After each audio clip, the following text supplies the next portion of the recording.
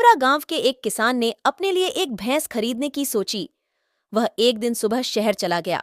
शहर का रास्ता बहुत ही लामा था और घने जंगल से जाना पड़ता था।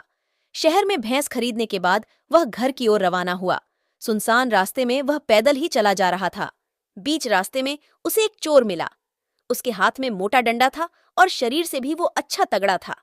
उसने किसान को देखते ही कहा, क्या भाई, आजकल खेत में बहुत कमाई हो रही है, पर कोई बात नहीं, यह भैंस तो मेरे साथ जाएगी। किसान ने झट कहा, क्यों भाई, यह तो मैंने खरीदी है। चोर बोला, तो जो कह दिया सो करो।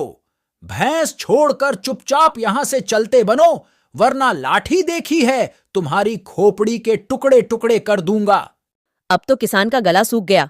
हालांकि शारीरिक बल में वह चोर से कम नहीं था, पर खाली हाथ वह करे भी तो क्या करे। विपरीत समय में बुद्धिबल काम आया।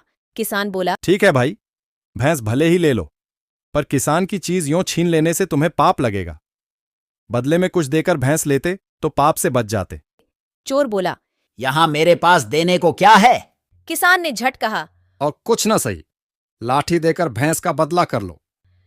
चोर ने खुश होकर लाठी किसान को पकड़ा दी और भैंस पर दोनों हाथ रखकर खड़ा हो गया। तभी किसान कड़क कर बोला, चल हट भैंस के पास से, नहीं तो अभी तुम्हारी खोपड़ी के 2 टुकड़े करूंगा। चोर ने पूछा, क्यों? क्यों क्या, जिसकी लाठी उसकी भैंस। चोर को अपनी बेवकूफी समझ आ गई और उसने वहां से भागने में ही भलाई समझी। मॉरल ऑफ द स्टोरी, जिसमें अक्ल है उसमें ताकत है।